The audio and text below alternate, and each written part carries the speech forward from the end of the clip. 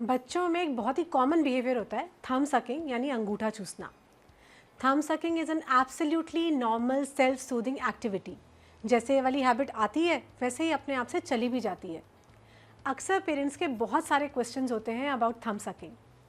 Hello everyone, welcome to my channel Ananta. I'm Dr. Shreya Dubey, a pediatrician on a mission to help every kid reach their highest potential. Here you will find a treasure trove of tips and tricks on everything from keeping your kids healthy and happy to helping them grow and thrive. Each week we will dive into exciting topics about child health, growth, development, behavior, parenting tips and a lot more. So hit that like button, share with your fellow parents and subscribe for a weekly dose of fun and inspiration. Let's raise our kids the happy way.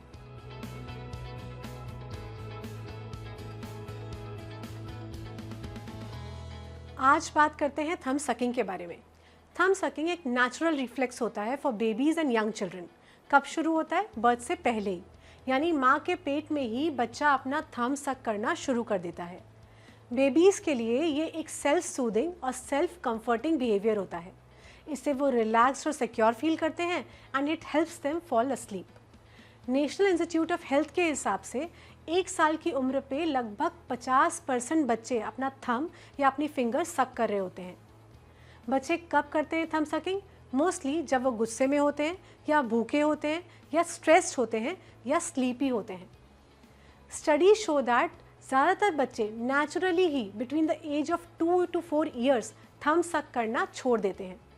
So parents can reassure themselves that with patience and support most children will outgrow this habit. However, कुछ बच्चों में आदत रह जाती है और thumb sucking की habit teenage तक भी परसिस्ट कर जाती है। 4 साल के बाद अगर बच्चा थंब सक करता है, स्पेशली जब उसके परमानेंट टीथ आने लग जाते हैं, तो उसके कुछ एडवर्स कॉन्सिक्वेंसेस हो सकते हैं।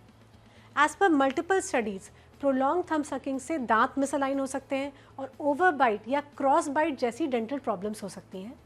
रिसर्च ये भी कहती है कि लंबे टाइम तक थंब या फिंगर सक करने से स्पीच डेवलपमेंट में इश्यूज आ सकते हैं, खासतौर पर स्पीच आर्टिकुलेशन में और प्रोनाउंसिएशन में।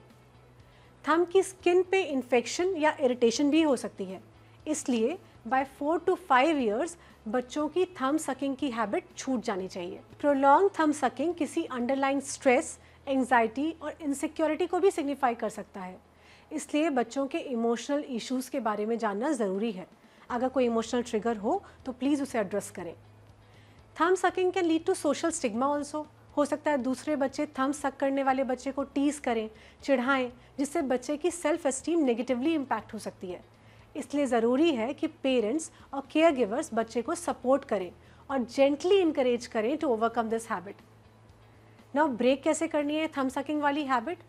क्या नहीं करना है? डांटना नहीं है, मारना नहीं है, पनिश नहीं करना है, शर्मिंदा नहीं करना है, मजाक नहीं उड़ाना है, अंगूठे पे कोई बिटर टेस्टिंग सब्सटेंस नहीं लगाना है।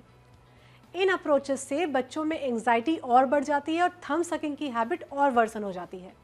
Instead focus on giving positive encouragement and comfort to the child. Less than 2 years के बच्चे की थंब सकिंग को टोटली इग्नोर कर देना चाहिए। उनका हाथ उनके मुंह से बार बार निकालेंगे तो उनकी हैबिट रीइंफोर्स हो जाएगी, यानी कि पक्की हो जाएगी। सबसे पहले ये जानने की कोशिश करें कि थंब सकिंग के ट्रिगर्स क्या हैं। फॉर एग्जाम्पल, बच्चा कंफर्ट के लिए थंब सक करता है या बोर्ड है या थका हुआ है एट्सेट्रा।